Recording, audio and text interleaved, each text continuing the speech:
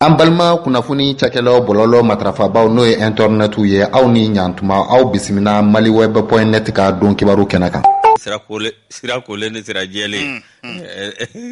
a tɔgɔ yɛrɛ tun na mélanger ndaw tellement a ye jabugo o ma sira kamara k'a fɔ ka waleɲuman dɔn min ye Bouakari Jara Bad ale bɛ difu la jama dogo kɛfa k'an kɔlɔsi a tɛ di ma sɔgɔma in na a ma tɛ di a dɛ Vincent fana bolo bɛ nɛgɛw la Vincent an bɛ Vincent fo a fɔ sangare k'a ka te in don ne yɛrɛ t'a ka te fɛ bi e dimina n da fɛ hali n'a nana ni barada falen n da fɛ tɛmɛ ni kuma ye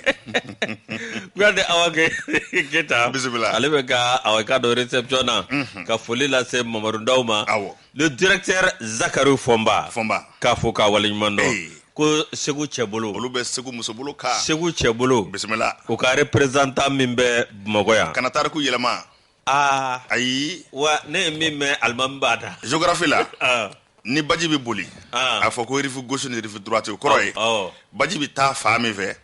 kinibolo ani numanbolo ɔ n'i sera Segu komi baji bɛ boli ka taa kɔrɔyanfan fɛ o tumana ba numanyanfan olu de b'o kan o ye Segu musobolo ye ba kiniyanfan anw b'o kan anw ye Segu cɛbolo ye e ko cogo di k'a daminɛ dugu kunna i ye faamu dɛ n k'i ɲininka ka taa dasi Sekɔrɔ ka taa bila Sebugu ka taa bila Sɔgɔfina ayiwa n k'i ɲininka ka taa Pelenkanaw fɛ ka taa se Sakoyibugu ma ɔ ka taa bila fɔ Ngɔyɔw na olu bɛɛ lajɛlen bɛ Segu cɛbolo de kan fɔnba ninnu olu b'a musobolo kan an b'a fɔ ma ko Bakɔkaw e ko cogo di o ma pour que u ka Segu la sɔrɔ fo n'u ye kulun ta ko n'a ma diya directeur ye k'a ka sɔrɔ yan studio kɔnɔ yan i ja gɛlɛyala i y'a fɔ n'i da cɛmancɛ ni studio da so a ka tile ko nɛgɛ fili baji la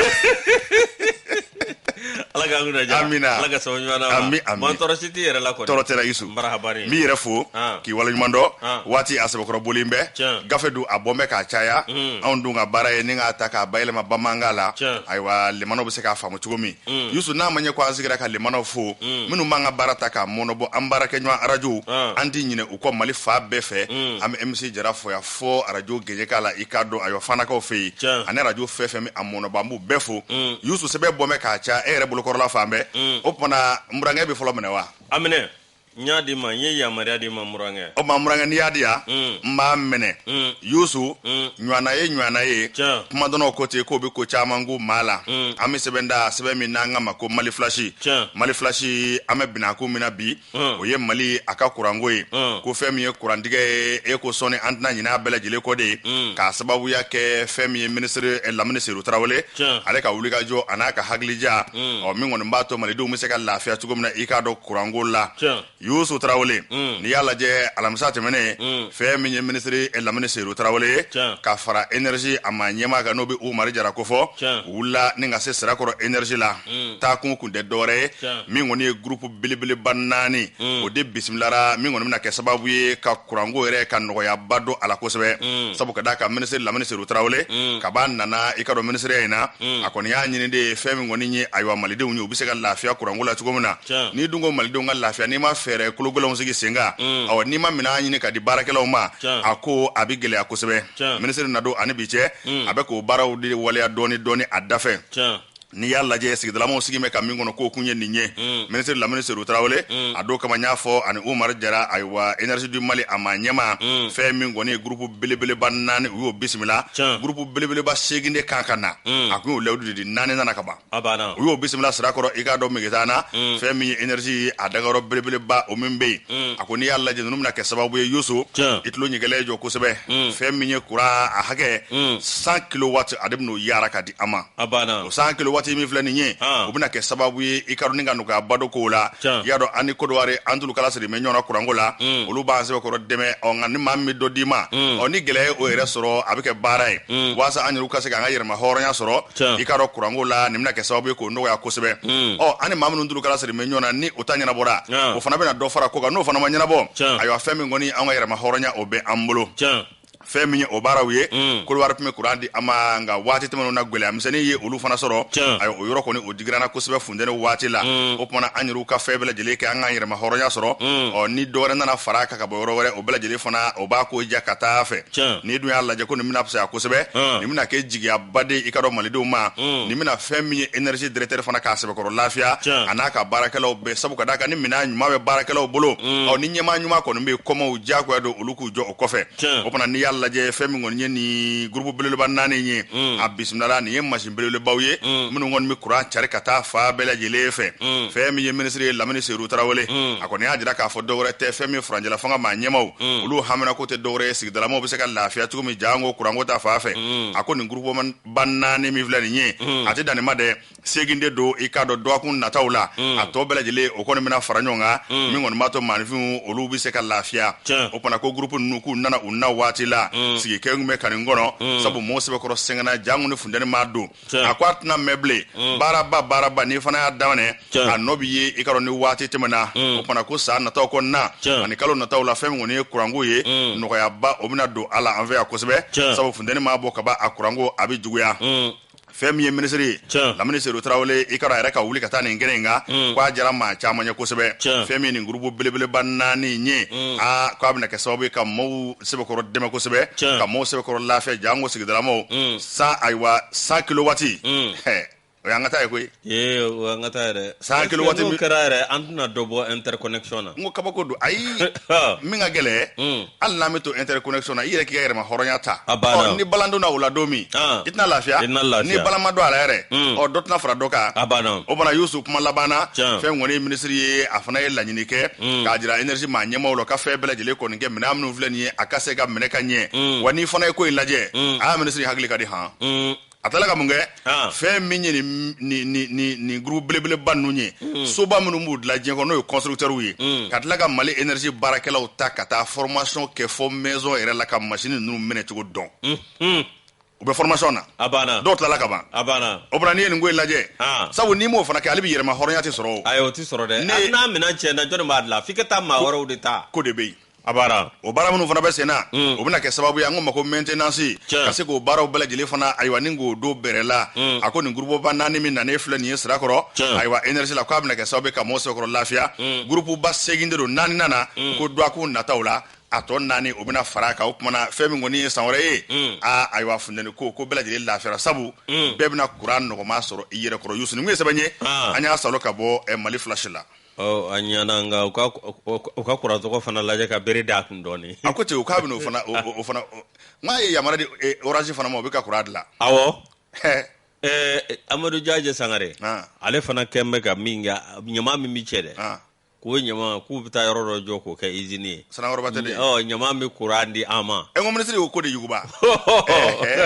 Ba Lamini wa ayiwa k'an kunna diya bisimila an b'a fɔ Ba Lamini ye k'a Tarawele bisimila Antoine an bɛ sɛbɛn da Nouvelle Horizon ale kumanen don ministre Choguel Kokala Mayiga a seginnen ka bɔ a ka min ye o ni o jabala la a taara ka taa i k'a dɔn a ka patron n'o ye Asimu Goyita ye o y'a bisimila a yɛlɛnna fo Koloba min ye a k'a dɔn Choguel Kokala Mayiga ale bɔlen kɔ New York Dr Choguel Kokala Mayiga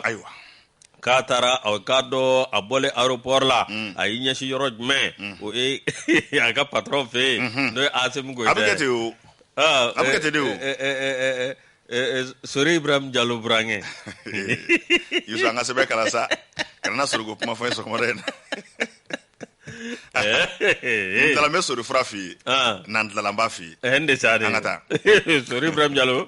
ale Burankɛ bisimila min ye a b'an hakili jigin min na i k'a dɔn tiɲɛ yɛrɛ la o bɛɛ lajɛlen min Ibrahim Boubacar Keita ale taara ka taa Chinois jamana kan min ye kɔni ye wariko dɔ batiri u ni ɲɔgɔn cɛ min ye k'a dɔn Ibrahim Boubacar Keita ale seginnen ka bɔ o la a nalen faaba kɔnɔ yan ko y'a kunbɛn ni dunu ni tɛgɛrɛ u ma tɛmɛ ka bɔ yen Amadu Tumani Ture waati min na k'a dɔn min ye fanga parona la n'a taara ta kojugu la Sénégalais min ye Amadou Tumani Touré sa ndamaro tɛmɛnen kɔ a seginne ka na ban Maliba kan u y'o fana kunbɛn ni tɛgɛ dunu ni tɛgɛrɛ min ye Choguel Kokala Mayiga ale tale ka dɔ kumaba fɔ awa min ye Oni Jabala la New York ninga kuma fɔ o min kɛra sa min ye a ka dɔ Choguel Kokala Mayiga ale sigilen kɔ a taara ka taa a ka dɔ min ye a ka patron fɛ o ti dɔwɛrɛ o ye Asimu Koyita ye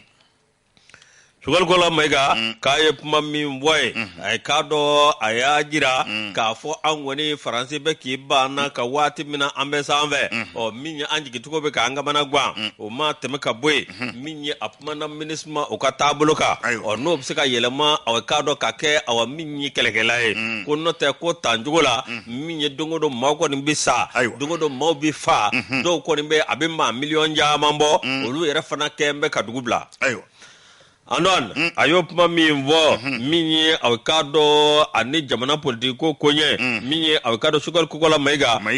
a y'o kuma min fɔ e ka dɔ a nana ka na min bɔra la yen nɔ a tɔ ma kaw ɲɛna de an kɔni a kuma tɔ ye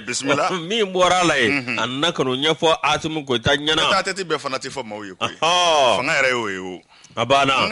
yɔrɔ Choguel Kokala Mayiga a bɔlen kɔ New York k'a ye kunda Faransi kan a nalen kɔ sa min ye jagoya ani jamana ɲɛmaa ka ɲɔgɔn ye min ye a ka dɔ k'u ɲɛ jɔ ɲɔgɔn na ka kuma a ka dɔ fɛn minnu bɛ yen ani fɛn minnu kan ka kɛ min ye a ka dɔ awa min ye maa tɛ tuba yogoyogo ni min sen kɔlɔsi min ye Choguel Kokala Mayiga a ye kumaba min fɔ min ye fɛɛrɛ minnu kan ka kɛ walasa a ka dɔ kuma gangan kana segin a ba ani Asimu Koyita a n'o bɛɛ lajɛlen ta ɲɔgɔn fɛ o tuma Choguel k'a ka New York ta a k'a dɔn awa min ye malidenw ye u y'a bisimila ni dunu ni tɛgɛrɛ ni sɛbɛn ye min ye Mahamani Touré ni ale ka fasiri ye an y'a bɔ Nouvelle Horizon kɔnɔ Mahamani Touré an b'a fo Nouvelle Horizon baarakɛla bɛɛ k'a bɛɛ lajɛlen fo Youssou Traoré dugumɛnɛ ka dɔgɔ a bara ta ka fari an bɛ sɛbɛn da sɛbɛn min n'an ka ma ko l'indicateur du renouveau bɔko 342 ani 2 ye nin ye an bɛ bi alamisa bɔli la septembre kalo tile 32 Mali ani Banque mondiale ni ɲɔgɔn cɛ n'i ko Banque mondiale o kɔni ye wari bondoba ye fɛn min ye Mali ni Banque mondiale ni ɲɔgɔn cɛ ko sira min bɛ yen ko a siraw ka kɛnɛ ko siraw bɛ gije fɛn min ye Banque mondiale ka ciden min bɛ yen n'o ye ɲɛmaa da an ka vice président n'ale sigimɛ farafina tile biyafa a n'a camancɛ bolo olu ka ko ɲɛnabɔli ma ayiwa an ka ministre min bɛ sɔrɔ ko kunna o y'a bisimila n'i y'a lajɛ ministre Aluseni Sanu fɛn min kɔni ye alamisa tɛmɛnen ye n'o bɛ kalo tile 23 ko fɔ a ye Banque mondiale ayiwa olu ka nin ɲɛmaa da an ka ye ni k'a bisimila n y'a f'i ye ale de biya ka farafina tile biyafa n'a camancɛ bolo k'olu ko bɛɛ lajɛlen ɲɛnabɔ i ka dɔn wariko ta fan fɛ maa min n'a nana fasoba Maliba kɔnɔ ministre y'a bisimila o kɔni kɛra i ka dɔn bisimilali cogo ɲuman ye a yɛrɛ tɔ de ko Usumani Jagana ayiwa tile 3 taama a n'an b'o kɛ an ka jamana kɔnɔna la yan fɛn min ɲɔgɔn ye nin ye Mali yɛrɛ sɔrɔ ko bɛ danga min na ani gɛlɛya min bɛ an kan ja an ko coronavirus ko gɛlɛya min n'o ye sɔrɔ buruja kosɛbɛ ayiwa kuma kɛra o kan fɛn min ye Banque mondiale fana ka dɛmɛ ye ka ɲɛsin Mali ma kuma kɛra o kan a jirala k'a fɔ gɛlɛya misɛnnin dɔw tun bɛ waatiw la nka nin waati in kɔnɔna ka kɛ ni jamana ɲɛmɔgɔ ka wulikajɔ ye ka kɛ ni ministre fana ka cɛsiri ye jamana ɲɛmɔgɔ ka yamaruya kɔnɔ fɛn min kɔni o gɛlɛya misɛnnin bɛɛ lajɛlen jɔsira ka bɔ yen o fana gɛrɛndɛnnin min tun bɛ an ka Banque mondiale fɛ k'o bɛɛ lajɛlen wulila Banque mondiale kɔni bɛ ka tɛmɛ n'a ka baara ye k'an dɛmɛ i k'a dɔn musakako ta fan fɛ fɛn min ye ministre ye Aluseni Sanu a ye foli kɛ ka ɲɛsin vice président in ma n'a bɛ Banque mondiale ɲɛmaa da an ka in ko fɔ min ɲɛsin bɛ farafina tile biyafa a n'a camancɛ bolo olu ka ko ɲɛnabɔli ma fɛn min ye ayiwa ɲɛmaa yɛrɛ min to a fɔ n'o bi i ka dɔn monsieur Usumani Jagara ko fɔ a ko k'ale yɛrɛ ka na ka nin ɲɛda Mali kan ka n'a lajɛ Banque mondiale ka baaraw bɛ hakɛ min na ka n'a lajɛ Mali maa ɲɛmaaw fana ka baara bɛ hakɛ min na a y'a jira k'a fɔ k'a jigi fara a ye min ye a ɲɛ la k'o y'a sɛbɛkɔrɔ jigi fa kosɛbɛ wa a y'a jira k'a fɔ a n'a fɛn bɛɛ lajɛlen fana kɛ fɛn min ye Mali ye k'a senkɔrɔma don k'a dɛmɛ an bɛ se ka lafiya cogo min na i ka dɔn musakakow la fɛn min ye Mali maa ɲɛmaaw fana ye olu fana a ye foli ni tanu kɛ ka ɲɛsin u bɛɛ lajɛlen ma ministre fana a kumana Aluseni Sanu y'a jira k'a fɔ Mali maa ɲɛmaaw olu bɛɛ lajɛlen labɛn bɛ u ye layidu ta u ni i ka dɔn diɲɛ tɔnbaw ni ɲɔgɔn cɛ ka layidu bɛɛ lajɛlen bɔ a sira fɛ kelen fɛn min ye ministre fana ye a ye wele da fana kɛ Banque mondiale ye u k'an dɛmɛ u kana don an kelen na sabu ka da ka gɛlɛyaba bɛ an kan Banque mondiale mɔgɔw fana ye jaabi kɛ k'a jira k'a fɔ u tɛn'u bolo bɔ Mali bolo fiyewu u na Mali dɛmɛ cogo bɛɛ lajɛlen kɔni na fɛn min kɔni b'a to an ka sɔrɔ a bɛ se ka yuguba cogo min na sigidala maa bɛɛ lajɛlen bɛ se ka lafiya cogo min fɛn min ye kuma ye a tila ka mɔnɔbɔ ayiwa ka taa premier ministre fe Sogɛl Kokala Mayiga n'o fana ye ɲɔgɔn ye ka tila ka mɔnɔbɔ fɛn min kɔni ye farajɛla fanga maa ɲɛmaa n'o ye jamana ɲɛmaa ye Colonel Assimi Goïta ani olu fana ye ɲɔgɔn ye fɛn min fana ye cakɛda minnu bɛ an fɛ ni banque mondiale bi dɛmɛ kɛ u la a sera an fɛ yan o awɔ Misabugu kɛ jɔni banque mondiale maa ɲɛmaa a sera centre de formation de Misabugu o tɛ nin ye kɔda la de ye o de do cɛ Musabugu fana fɔra la dɛ renouveau bɛ yan centre de formation bɛ yan ko cogo di a nesani banque mondiale danga bɛ n'anw fɛ yan a banna i k'a dɔn n'i ye nin ko in lajɛ o fana busara kosɛbɛ ko ma ko projet d'adduction d'eau de Kabala n'o ye Kabala i k'a dɔn jimbodo min fana n'a walangada an bɛ bɛɛ lajɛlen bɛ se ka jisɔnnement sɔrɔ ka t'i ɲɛda olu bɛɛ lajɛlen fana fɛn min ye kɛnyɛrɛye tigilamaw ye a n'olu fana u ye ɲɔgɔn ye ka taa bila société civile la ka taa se collectivité territoriale ma ani ninnu bɛɛ lajɛlen ɲɔgɔn kuma ɲɔgɔnya sabu ka d'a ka jamana fana tɛ taa fɛn min ministre Aluseni Sanu ye a jirala k'a fɔ a kɔni kolo gɛlɛya kosɛbɛ sabu a n'a ni bi cɛ a ye wulikajɔ caman kɛ fɛn fɛn balanen kun don Mali ni i ka dɔn banque mondiale ni ɲɔgɔn cɛ k'a sira bɛɛ lajɛlen fura bi na banque mondiale ni Mali tɛgɛ bɛ ɲɔgɔn bolo an ka sɔrɔ ko bɛ se ka lafiya cogo min nin ye sɛbɛn ye i k'a dɔn an ye min bɔ l'indicateur du renouveau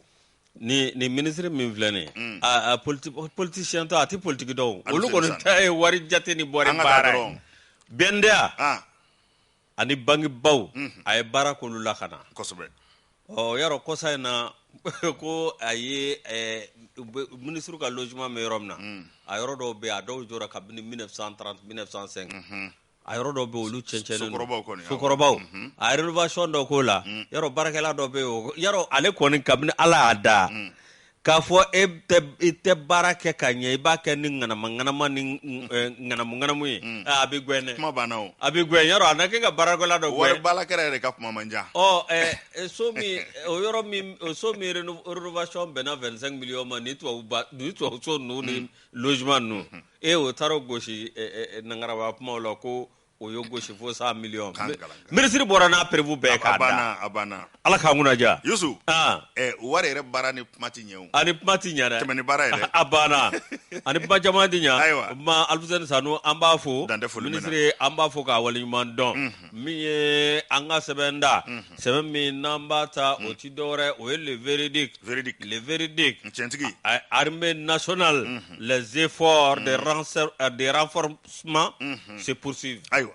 min ye k'a lajɛ hali bi ka nigorafiye an ka wolomasiri tabaw la min ye an ka armée min ye ministre de la défense et des anciens commandants colonel Sadio Kamara min ye a ye wulikajɔ kɛ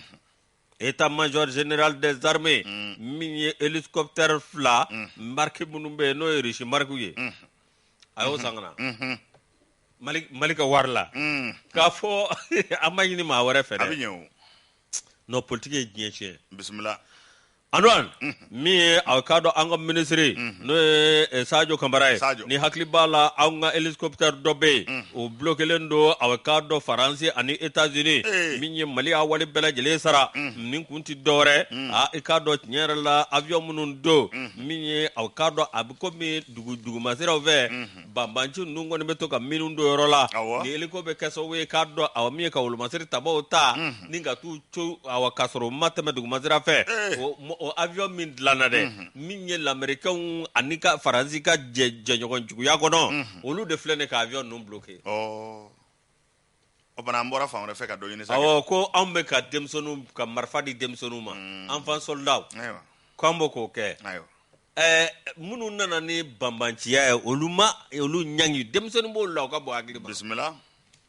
Antoine ko anw kɛn bɛ ka denmisɛnninw da min ye i k'a dɔn k'olu ka wolomasiri tabaa ye kabini waati min na nin ko kɛra sa min ye Sadio a ti siran wa i k'a dɔn faso kanubanciba don min ye ministre de la défense et des anciens combattants nka a ma dɔwɛrɛ kɛ dɛ min ye a taara Rishi la i k'a dɔn a n'olu y'a battre o kɛra sababu i k'a dɔn min ye hélicoptère ye Rishi kɔni y'a feere a ma hélico 2 a ɲɛnama 2 min ye i k'a dɔn nin wari ma bɔ cɛkun a ma bɔ musokun a bɔra Mali de kun kuma ɲɛna ministère de la défense i ka dɔn min ye o ka nafolo min bɛ yen a y'a ta o de la min ye k'a lajɛ i ka dɔn lakana bɛ se ka sabati cogo min na n'o tɛ an sɛgɛnna ten sa an sɛgɛnna nanzara ka nangarabaya la an sɛgɛnna i ka dɔn ka juguya la min ye i ka dɔn a filɛ ni k'i ɲɛsin Iriti la ni ka taa ni avion ninnu da ni ka na n'u ye kuma ɲɛna o kuma a bɛ kɛ sababu ye hali bi ka lakana la sabati baasi tɛ ala k'an kunna diya amina min ye i ka dɔn Umar Traoré ni ale ka fatiri journaliste do an y'a bɔ le verdict kɔnɔ Umar Traoré Umar bile ana fo dande foli mina bileman do an ka ale bile bin dege do mi sɛbɛn da sɛbɛn min n'an ka ma ko l'indicateur et du renouveau an bɛ taa kɛnɛya binakun kan Yusuf fɛn min ye i ka dɔn kɛnɛya ministre ye madame Jeminatu Sangare a nani bi cɛ wulikajɔ kɔni bɛ ka sabati i ka dɔn malidenw bɛ se ka lafiya kɛnɛya ko la cogo min dɔgɔtɔrɔw fana olu bɛ se ka lafiya sabu ni minan tɛ dɔgɔtɔrɔ bolo ni bolifɛn d'a bolo a ko a bɛ gɛlɛya kosɛbɛ ministre a y'o sɛbɛkɔrɔden faamu n'i y'a lajɛ a ma mɛn fɛn min jalisi minan dan ye o taara k'o di point G ma ale bi dɔɔni ministre a bɛ ka wulikajɔ kɛ ka minɛnw ɲini k'a di ayiwa dɔgɔtɔrɔ ma min kɔni b'a to u bɛ se ka lafiya jango an ka dɔgɔtɔrɔsobaw la Youssou Traoré n'i y'a lajɛ ayiwa fɛɛrɛ min sigi bɛ sen kan min b'a to an ka dɔgɔtɔrɔw bɛ se ka lafiya jamana ɲɛmaaw ka fɛɛrɛ sigilen o waleyali fɛn min kɔni ye madame Jeminatu Sangare a bɛ k'i sen da nɔfɛ dɔɔni fɛn min ye kunun ko araba ye setamakɔrɔ tile 29 2021 na fɛn min ye mobili dɔw ye olu tile dira i ka dɔn point G a ma ɲɛmaa ma i tulo jigɛlɛ jɔ dɛ mobili kɔnɔntɔn k'o ta k'o di i ka dɔn ayiwa point G a ma ɲɛmaa ma ambulance 7 b'a la fɛn min ye i ka dɔn ayiwa minibus yɛrɛ min kelen ma 32 bɛ don a kɔnɔ o fana b'a la an ko ma ko véhicule de liaison n'o de ye ka taa ni ka seginw sabati o b'a la a tile ninnu bɛɛ lajɛlen taara ni k'a di i ka dɔn point G ma ɲɛmaa ma ministre fɛ fɛn min ye ministre ye madame Jeminatu Sangare i ka dɔn a ye nin mobili ninnu tile di kununko ayiwa point G ɲɛmaa ma n'o bɛ professeur Ilo Bela Diallo ko fɔ fɛn min ye ɲɛmaa yɛrɛ ye n'o ye point G ma ɲɛmaa ye a kɔni ye ministre sɛbɛkɔrɔ fɔ k'a tanu kosɛbɛ k'a jira k'a fɔ minɛn ninnu bɛɛ lajɛlen kɔni nana u na kuma na nin bolifɛn ninnu nafa min b'u la ambulance ka taa se minibusiw ma ka taa se i ka dɔn véhicule de liaison ma ni maa min b'a nafa dɔn a ti fɔ ka ban o dun fana kɛra minɛn caman dilen kɔfɛ jango don a kun tɛmɛnen fɛn min ye jalisi minɛnw ye o caman de taara k'o di point G fana ma banabaatɔ bɛ se ka lafiya cogo min Youssou Traoré fɛn min ye minanko ye a mago tun bɛ ka ministre ka wulikajɔ a n'a ka hakilija o de kɛra sababu ye jamana ɲɛmɔgɔ haminako ye min ye kɛnɛyako la o ka se ka waleya dɔɔni fɛn min ni mobili ninnu ye ayiwa directeur kɔni a sɛbɛkɔrɔ nisɔndiyara n'o bi professeur Ilo Bela Diallo ko fɔ point G a ma ɲɛmaa ye o ye ministre yɛrɛ n'o ye madame Jeminatu Sangare ye a ye tile ninnu di ka tila k'a jira k'a fɔ i k'a dɔn ko dɔgɔtɔrɔ bɛɛ lajɛlen k'u jan dɔɔni minɛn ninnu na jamana ɲɛmɔgɔ kɔni bɛ wulikajɔba de kɛ ka musakaw bɔ ni k'a ta k'a dɔn minɛnw na o tuma k'a bɛ laɲini min kɛ o ye k'a fɔ ayiwa minɛn ninnu bɛɛ lajɛlen kɔni ka minɛ cogo ɲɛ min b'a to bɛɛ lajɛlen bɛ se ka lafiya cogo min na ayiwa a y'o kuma min fɔ o kuma fana o jaabi kɛra jaabi ɲuman ye sabu fɛn min ye point G ma ɲɛmaa ye a y'a jira k'a fɔ ale fana na wulikajɔ bɛɛ lajɛlen kɛ ani ɲɛjɔ minɛn ninnu na u kan ka don baara minnu dafɛ k'a don a baaraw bɛɛ lajɛlen kɔni dafɛ n'i y'a lajɛ ambulance ko dɛsɛ o tun bɛ waati dɔw la fɛn min ye mobili fana ye véhicule de liaison olu fana dɛsɛ kun bɛ ko nin bɛna kɛ sababu ye taa ni ka segin ka dɔgɔtɔrɔw sɛbɛkɔrɔ dɛmɛ u ka baara la k'o bɛna kɛ ko ɲumanba de ye o kɔnɔ nin mobili ninnu tile fɛn min ye madame Jeminatu Sangare a y'a ta k'a di point G a ma ɲɛmaa ma professeur Ilo Bela Diallo a kɛra kununko a kɔni kɛra nisɔndiyaba ye ko nin bɛɛ lajɛlen bɛ bila minɛn min kɔnɔ o de ye faranjɛla fanga maa ɲɛmaaw hakilina min bɛ u la maanifinw bɛ se ka lafiya kɛnɛyako la k'a bɛ bila o minɛn kɔnɔ Abdramane Jamatɛnɛ l'indicateur du renouveau indicateur ni y'ale bila ne bɛ segin ka verdict ta tuguni o bɛ ɲɛ o miliyari 100 an dɔn awɔ k'a dɔn k'an b'o tɔnɔ de sɔrɔ dɛ cogo di miliyari 100 awɔ k'a dɔn tiɲɛ yɛrɛ la terrain de vie de l'État k'a lajɛ awɔ k'a dɔn dépense dɔw bɛ yen jamana ɲɛmɔgɔ ka musaka ka dɔ bɔ o la ka dɔ bɔ o la o dɔ bɔ na min kɛra ni zen an dɔn a kɛra tɔnɔsɔrɔ da ye yanni ka taa ɲɛ nin kuma so kɔnɔ n delila ka kuma dɔ f'i ye n ko n'i ye président ɲuman sɔrɔ n k'a fɔ n'i ye président ɲuman sɔrɔ jamanadenw bɛ lafiya ni premier ɲuman sɔrɔla président bɛ lafiya ni ministre ɲuman sɔrɔla premier ministre bɛ lafiya ni directeur ɲuman sɔrɔla ministre bɛ lafiya ni directeur adjoint ɲuman sɔrɔla directeur bɛ lafiya ni adjoint ɲuman sɔrɔla n k'a fɔ ni agent ɲuman sɔrɔla adjoint bɛ lafiya bɛɛ dulon bɛ ɲɔgɔn na o ni jamanaden ɲumanw sɔrɔla jamana bɛ lafiya an k'o fana fara a kan kuma banna Anwan tɛmɛni sɛbɛn min ye jamana awa ka doni min b'a kun min ye sɔrɔ taasira la ani ka dɔn dépense taasira la min ye k'o doni b'a aw ka dɔn min ye dépense taasira la kɛ k'o doni b'a bɔ jamana kɔnɔ min ye aw ka dɔn fɛn min bɛ yen ni ministre de l'économie et des finances min ye tiɲɛ yɛrɛ la budget 2021 min ye o bɛ t'i jɔ 100 milliards a n'a kunkan fɛ i ka dɔn o de kɛra sɔrɔmuru sɔrɔ ye k'a sababu kɛ mun ye dɔ bɔra jamana yɛrɛ ka dépense la min ye aw ka dɔn Antoine nafolo min ye fila fɔri o bɛ mugan ba o b'o ban fila fɔri file ma nafa sɛri bala cogo cogo n'an bɛ to k'a min a da fɛ a bɛ ban o Antoine min ye aw ka dɔn tiɲɛ yɛrɛ la ni miliyari min filɛ nin ko aw ka dɔn fɛn min bɛ yen n'o ye miliyari 71 min ye tiɲɛ yɛrɛ la o ye aw ka dɔn ko balalen minnu mina ani an ka wolomasiri tabaw aw ka dɔn olu ka sira fɛ min ye aw ka dɔn ko o bɛ taa o la mi k'a dɔn n'o tɛmɛna ka bɔ yen miliyari 5 min ye ekɔli dɔw na jɔ o la n'o tɛmɛna ka bɔ yen miliyari 5 min bɛ yen min ye CFA wari la ko o bɛ bila ka taa kɛnɛya bolo kan miliyari 4 o ye aw k'a dɔn tiɲɛ yɛrɛ la farikolo ɲɛnajɛ ani k'a dɔn dugu a bɛ se ka sanuya cogo min na min ye aw k'a dɔn miliyari 5 a k'a dɔn ka taa fara aw k'a dɔn a kunkanfɛnni kan min ye tiɲɛ yɛrɛ la ko n'i y'o fara ɲɔgɔn kan ko bɛɛ lajɛlen bɛ aw miliyari 100 in dafa Antoine min ye aw k'a dɔn fasiriba ye a ye Burama Tarawele a y'a jira k'a fɔ awa min ye tiɲɛ yɛrɛ la n'a tora nin cogo in na min ye gɛlɛya caman bɛ jamana in da la o jamana o bɛ bɔ yen min ye tiɲɛ n'i ye jateminɛ kɛ jamana b'a seko kɛ koyi min ye malo a bɛ ka don o subvention bi kɛ n'o tɛmɛna ka bɔ yen min ye nɔnɔ ye ka taa se a bɛ k'a dɔn da dumunifɛnw ma ani tulu fo ka taa se fɛn wɛrɛw ma min ye a bɛ k'a dɔn nin ko ye ko n'a tora nin cogo la min ye an bɛ tɔnɔ a bɛ sɔrɔ fo k'a kɛ tɔnɔbɔrɔ sɔrɔ ye k'a sababu kɛ mun ye a bɛ k'a dɔn jamana dépense ni a bɛ k'a dɔn gouvernement ka taa fara président kan ani k'a dɔn awa min ye jamana ka cimisɛnnin mana cɛya avion ta kuma o kuma min ye président bɛ avion kɔnɔ a sen tɛ jigin fiyewu ala ka samara jukɔrɔla min f'i ɲɛna n ye min fɔ n ka kuma in na sisan ɲɛmaa ko de don a banna min yɛrɛ bɛ sanfɛ n'o ye colonel Asimi Goyita ye a ko wari min bila mɛ n ka bolo kan sariya y'a di yan n'a ka kan n'a jara n b'a dun n'a jara n bɛ Antoine wele ka dɔ d'a ma a ko n jɛna nin kɔ fitinin min bɛ yan o bɛ ne bɔ a banna ni ɲɛmaaba y'o fɔ ko maa tɔw ta tɛ tɛmɛ an ka taa ye a banna koyi Antoine min ye aw ka dɔn nin min kɛ sababu ye min ye ka gɛlɛya caman bɛ jamana in kɔnɔ ani taabolojugu caman bɛ jamana in kɔnɔ nin bɛ kɛ sababu ye ni ka dankari o la o kuma tiɲɛ yɛrɛ la k'an k'a lajɛ hali bi min ye aw ka dɔn an ka fɛɛrɛ sugu bɛɛ lajɛlen kɛ jamana in a bɛ se ka kisi cogo min bɛɛ ka gɛrɛndɛli k'i yɛrɛ kan a banna n'o kɛra an tɛ kamana gan baasi tɛ ala k'an kunnaja nin sɛbɛn in an nin bɔ aw ka dɔn verdict kɔnɔ ayiwa le verdict an n'u fo dan tɛ foli min na an n'a lajɛ nɛgɛ kɛrɛfɛtigilamɔgɔw fɛ fɛn min ye Usmane Togo ye ka se Vincent ma ani sera an ka munumunu ayiwa sugu la dɔɔni ayiwa ka fɛn min ye daraka ye n'an y'o don pharmacie Croix Verte la an n'a lajɛ k'an munumunu dugu kɔnɔ ni maa min gɛrɛsɛgɛ donna foli la an jɔ ka foli k'e la ni gɛrɛsɛgɛ ma y'o la an bɛ taa an ka dugu kɔnɔ taa ne bɛ taa groupe commerce la o garisɛgɛ donna ne ka foli la mais o y'a sɔrɔ n bɔra Croix Verte la an bɔra Jɔyɔrɔ awɔ o ba kɔrɔfɔ b'i bolo ni kɔrɔfɔ bɛ n bolo Yusu an bɔlen kɔ Duwafɛ la ne bɛ sɛbɛn da an ko ma ko le challenger an bɛ taa an jɔ a sɛbɛn ɲɛ 11 na an ka taa Jatula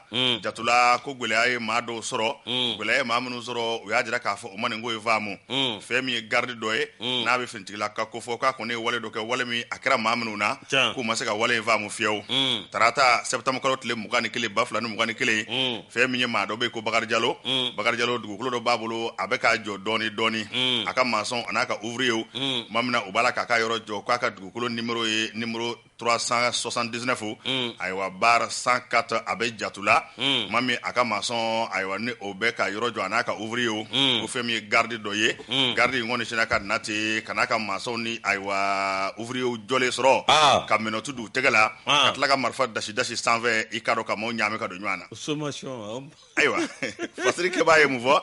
ako femi gardi nye kwato ay ko la sine samake Bakari Jallow ale de yorotigi ye ale ko ni ay soni njo ka soni ngoli doni abeka dukulo njo ina fo fasiri ke ba fo tugomina aga dukulo numéro 379/104 abe ikado jatula mami baro abeka ke doni are kuna foni dike ka jira ka fa ale dukulo inza ikado munda ka trawole bolo ay wasebe babolo no attestation de vente femi ngoni ko lettre d'attribution o fana babolo ka bo sous préfecture la ikado kalabangoro ka bay dukulo insoro o doni abeki seda no fe wasa ka chantier abse ka laba tugomina ninga yelema akwa ale ka dukulo soro doni biche ale kele ka sojo damne oni biche ma mana ale nyininga ale ma madele ka stole ke dukulo no fe ma shi madele kan jo ale la foka na ke ndo kama femi setam kalot le mwani kele mami ikado ay wale ka mason ouvrier ko mbe ko sergendo abe garde national la femi la sene sama ke kwa sinaga nati aywa ani mado be nyawe ku nana chantier la no be Bakari Jallow ka chantier ko fo aywa fefe njo me kana beti ka boy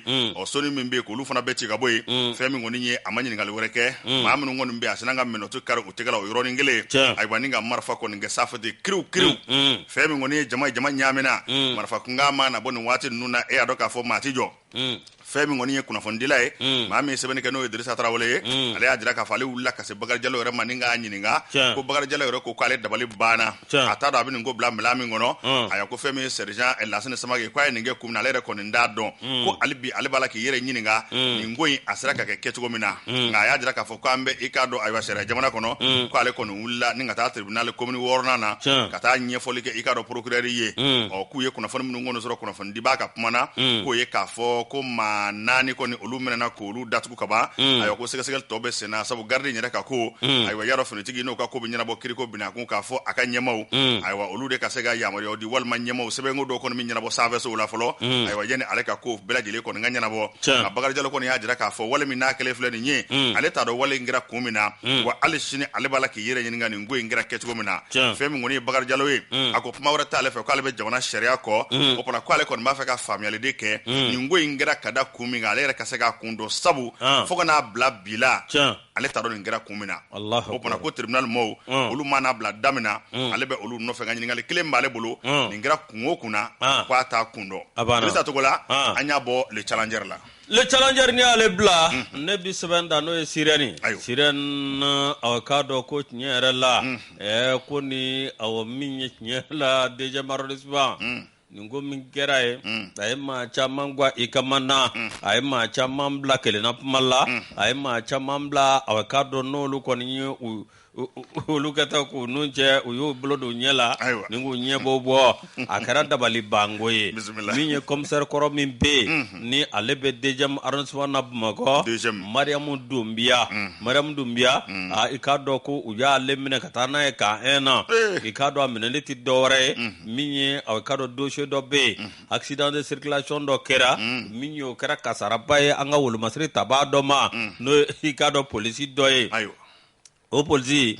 ikado ka kera gele abani politique mare minye akado kwa laba politique yere o kado uye amena asene tigawa yelma abolo de tigarawa o mingera jalaki kunta meka numa ko folo nu zegere uyo akado chauffeur Mauritanie uya mene kata nai o minye ka bla kasula akado ablabe kasula wati mina jaja akado Mauritanie tonyo minye akado luma doreke olu tarakata akado dibidibini dibila ninga million duru sakadeni musoyima commissaire musoyima ala fana o minadra ka Mauritanie mla ayo bismillah mali de ko mi mali la blani bismillah Yusu andon mi chere la awati mina nungo kerasa mi awkado sekaselu nanake mi procureur tribunal la commune 3 mi okoyina galea koso mi polsuka nyema so mi awkado oluko ni rapport ni naje mi awkado ka laje mi kabla awkado critique la moka buluka critique la mo oluko ni alu yanu ka di critique la mo ma oluko ni ya gwenga bo awkado mi aka posula no isi jamaro bismillah katla min ye ka dlo adlo ngo criticala maw olu koni awkado bina ka bi uye ikado awa min ye musoi abe bolola bi awkado abe criticala maw ka boloka wa min ye ajoro koni odo nangalamala no bora awkado min ye nyere la min ye ubabla kata criticala maw ka boloka abe ko min ma dobe min ye Yamado Gumane ale fana awkado ale blara kuchala o procureur ka boloka min ye sergent Sacher police mi awkado na kunyimbe barakaji dola o ti dore kata be mauka min ye ministre de sécurité min be protection civile ale koni awkado aka wulika joka bonde min ye awkado ikara police wo ikara ma were yo ni koni min na le baraka nyanve min ye sharia e min vo ani kado ikangi ka bara bonya tukomi ani kanga baraka sharia jamana sharia gono tukomi ani awkado ale ka baraka ro sharia gono ni yitama oka ni kanga ta kiri la ibe kiri katla kiti mon colonel major Daoud ale de ministre awodo de polisu ka nyema de Sulemani ni ifa ka kuno jiri tike ni Adam na Shila ko jiri to nu yere ayo baside ala ka nguna ja amina ni sebe ade ni ala ka fatire anya bo siren ngono la siren amu fo dande folumina ne bi sebe do jaso anga ma ko lende pana amita njo ikado sebe amita njo anye seginana yusu ikado alni basama fanyambo ngafo alni ala kamako embe ay foiti anyefo anga de sebe ay ma fa ka sebe ndanyo de bla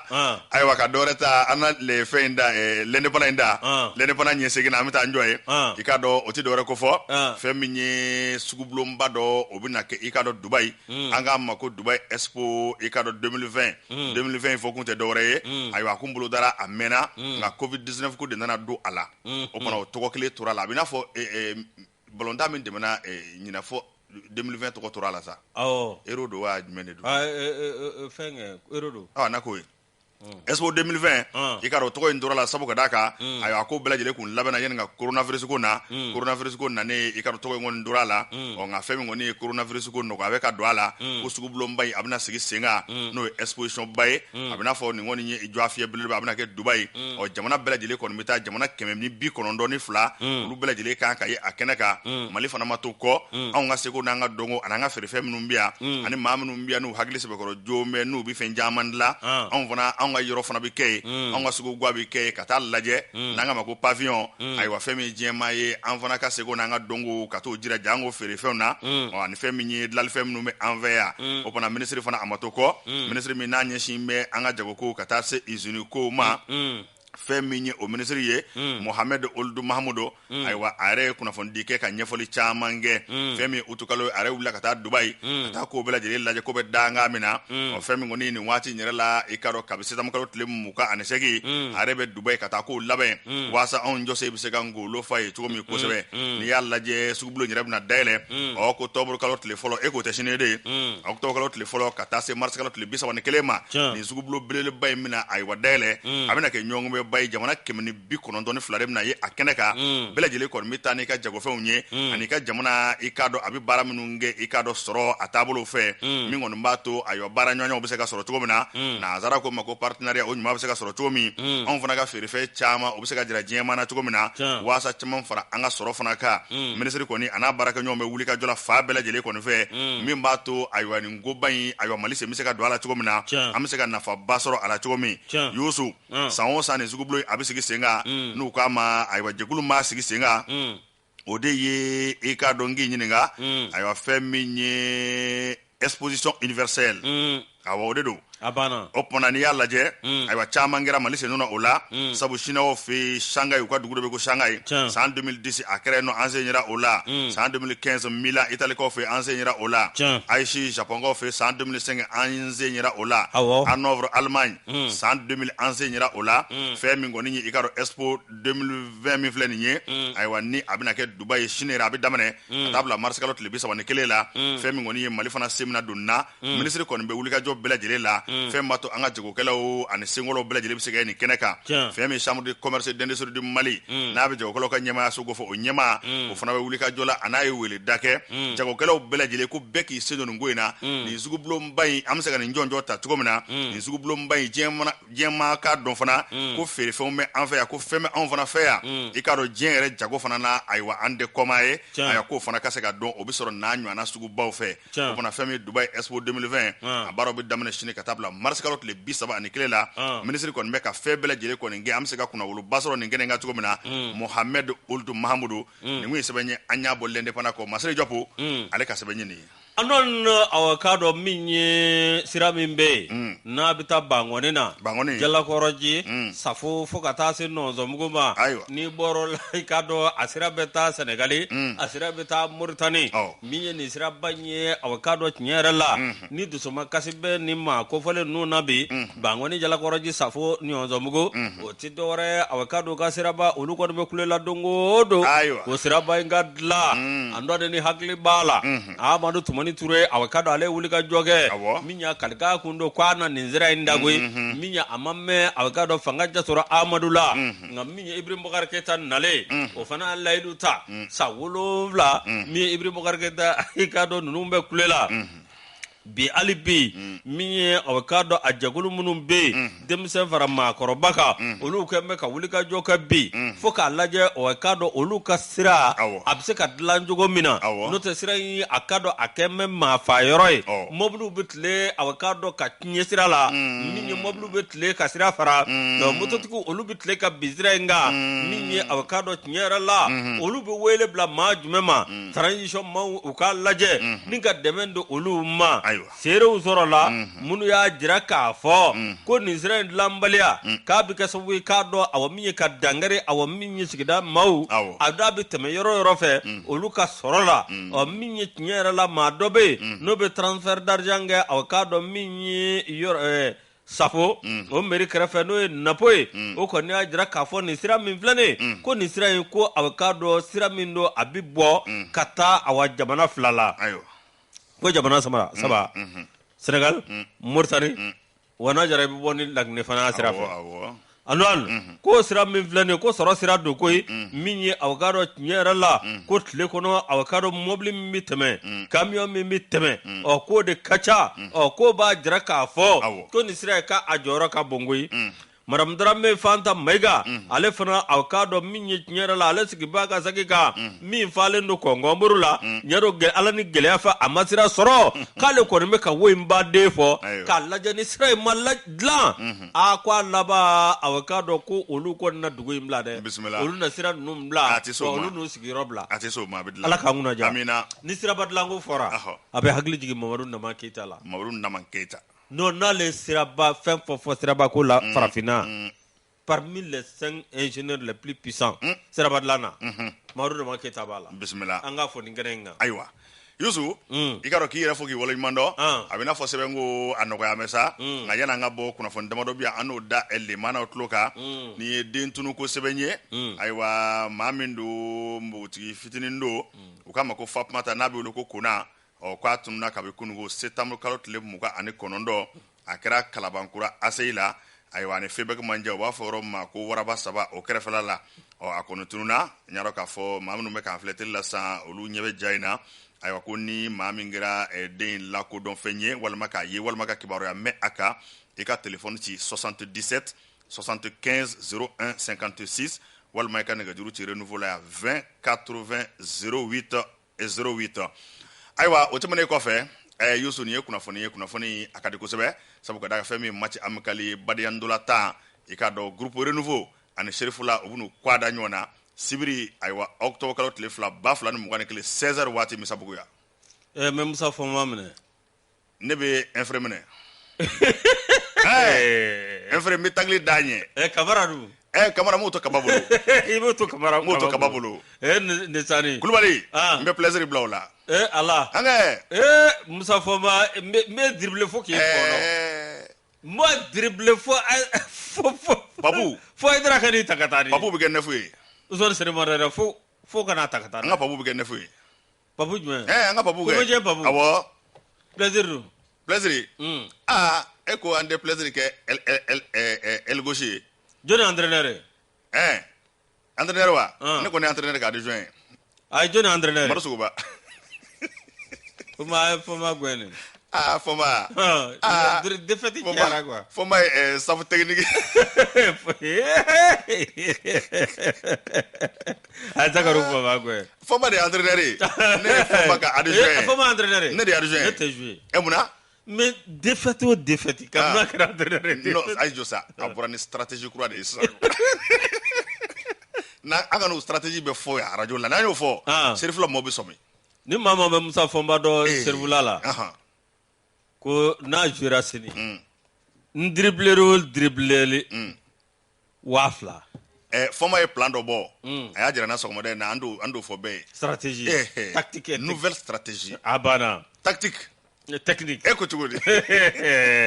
o bana sibiri ni bade andula tambaye ikaro sherifula ani groupe renouveau ni nyanje abeke musabuga nege ken tan woro wati ami dugo ke kala ko do jirana ni bela jere bi tloni yele ko fo aywa abi kanu ko fo abi mo do nyana ko fo aywa farko nyana je o e ko nyuma mbay jango kuna fondelo nyanje yusu do be rebulu yego jabate an refe a non bimbe la likan gane kale bi an supporter numéro 1 bismillah ni tununi sebe seba Abdoulaye Wan ni Abdoulaye Wan dedu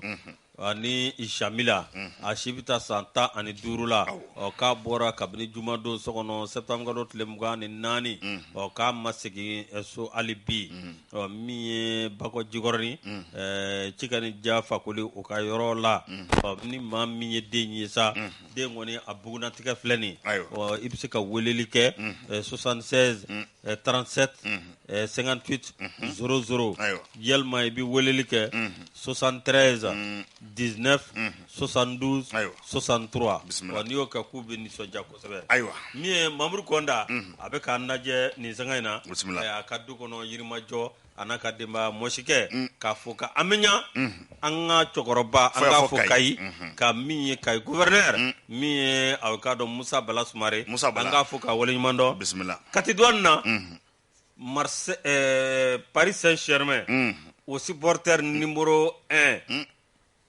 Malikona umba flado supporter bafla bismillah o fode kone ani fa magan damle tribunal de commerce la bismillah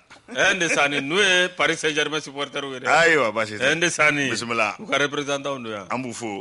dande foli mina yusu kuna fone bale ko fe femi an kanu bawye ameta bamako kura cordo mali ameta cordo mali la adama tungara be anaka barakela ku fo ku wala nyimando ka cordo mali barakela bela jele fo ane bamako kura ka bela jele fo adama tungara ale tokola pharmacie de l'avenir ikado zernina anga foli buye ka foli ke pharmacie kaira e aywa 759 dondala ani boulangerie pâtisserie morokadi amba barakela bela jelum fo e chene muso demsene makoroba ko dande folimina sako oldin ambu fo jango mouvement jamana kanu ambu fo ko wala nyimando kaseka maldon tindo nywana ni farkolo nyana je ani fem ngoni demesia bela jele ngoni nye beni kliya ka sabati moni nywanje mouvement jamana kanu Mohamed sako oldin tase Ousmane Konema anga folibe nunu bela jele nye dande folimina amita buguni amara jagite be petro jigiseme ami folike alela na baraka nyombe ale PDG katase Yaya Sidibe ma entreprise Yaya Sidibe buguni masabla kura anga folibe nunu bela jele nye ambaraka nyu radio minu manga bara monobo malikono ambu bela jele fo dande folimina e kado min to fora min to ma fanga folibe be MC Jara Sembe ola radio genye kala fana ka fana ka bela jele fo amta yuwaru aba maiga be ale fana be radio solay amba fo dande folimina na mura amina kuchala maram jawra bindu kulubala anga musokoroba do ana de una modu ambe folku bela jele la fo ya fo kuchala Mohamed Bamba ale informaticien kapula kuchala anga folibaye ambe afo e kado dande folimina Herman Sangare amba le fo Jacob Tila ka jibi e jalo fo ka muruba fo aywa ka nyeshi ikado abarakela bela jilema bada foli ambo kula amta ka ena commandant Lassana Tambaketa be anga foli baye ka se ikado elmedima aywa dande foli mina na le sebe ka feminye ka barakela bela jile fo no bora amba kunche ni centre d'études stratégiques amanyema ikado général de brigade stratégique moro SDB amba fo kana baraka nyom bela jile fo bada foli Youssou Traoré ando na mi foli la se awa minye ankanu ba ma no abetanti awa jarafo nene ando Antoine Ba ka fuka ka duwa kanye mi Nyamoy Touré amba fuka wali mbando fo ya fukala ba bon ne kuma do fo digiru la quoi Nyamoy Touré ni tante awa jarala no ngo tiere la ngone surara ne chejugara ngone karambawi fuli kan gere mo ngera am fawi olu cheyana ne karamba ne chejugara kan imane ay chamandu charmu bi yusu fuli kan gere mbia maram kone ko ki fo dande fuli muna anga maramu maram kone ke flado de ayanga maram kone maram kone ni inyina no ko ay maram kone fly ay ba fugo aboro ale fla bende ay sa kledu ko ka maram kone mariam kone wa iba foteri kana ni ni fo sa ibna ndusu bo maram kone nga shiri de du ene ka ba mu ebisa ni fo tugu de ko maram kone ne wolo de no ni na adanga ay ali ka fa ne ni ndeche a kamna fitini ni ne adanga be boli kanga jibala ay danga ti sama ati jigina ne ka ba mu do anon mi ambe arma dubya fo ale be New York ba na mesanga ani wati ani ageba acha ale be awekado Brazzaville Congo oluba name anga folla se nga PDG ma no actrosi alujaye ba shegina kecha jangina kecha ka fole anu tanu ko lase minye amara jane ale flatiti bugo ani deumba amba fu ko kawali mandom ale buyagi kamara ambe karjige kamara kata se nyugutu damba ma mi seba kamara kanu bela jele fu ka folla se mambe aidara entreprise emana au PDG amba fu ka wali mando sori kameso banu magaji berer tapi bana kemeso anga fu ka wali mando o tebane ko fe amata jelibugu la jelibugu mairie la monsieur le maire femi Fode Mamadou Konate aywa na baraka nywa be ani jelibugu e mairie barakala be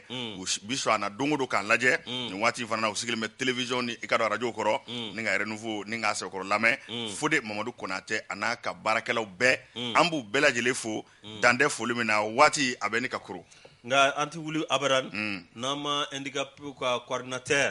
mimbe kati no mala jaloe abe bara sugu bela jele kati luduratola way ba ka baro bela jele abu na mingera ababla internetika wala sallu durato u kana malew ka banala u ka do ka fo awa minyi alaka la jarabidu na kerile ka tani alay ngai kini yere ke bulu ko fefe wa ku faranyo nga mbala jalo amba fu kati ka dante fo limina iga puma jabi na ha maram ko ne ako ki ka fara ka kokela ne de bam ka koke njon nga koke bam kelen day ne re kelen day bam ya bana maram ko ne kuma bana kuma datura anga bo bon parce que ningo me pmansa nro kono mabe kone ma kaka zoro ya kona kono koti kono ngolu be karam ani mbaram be karambondo nu bita invitation na dongero abe karambondo ko ta tellement que sport kadai abe maram fu dande fulumna ni watina abi pari jinna ube bazena ka karambondo abana o fra sport jay ami bela jele fu jango fem nyanga technicien bawye Ousmane Togo kata se Vincent ka se stra kambrama ka se Boakar Jarama bada ambi bela jele fu ka nyama ya sofo ikado femi shini segu chabulu bako fa bulu o representant be afu kana kala duna sa ene mueta Zakaria forma monsieur le directeur kono ko ube segu muso buluka no mabe ama akasoro studio kono ya baketa amba foka wali mando joliba baketa abana jasanga ani wati ale kon manna di mabe mame baketa fu basite ami refo dande folimna ka mbaraka nyon bela jele fo nera sora machine juma e yusu cravati kase morbo sano koma abi nyon soro ya femi gafawye petit lexe otenga pumaye ndatula koromorbo ani yusu drawle nyira buranga lubi nyon soro ya aw tulo garsɛgɛ kɛra kunnafoni la kumaba minnu ye maliweb.net sanfɛla la o de ye nin ye ni ala ma an ka jɔnya jɔn an na a kan an bɛɛ kunnafoni wɛrɛw kɛnɛ kan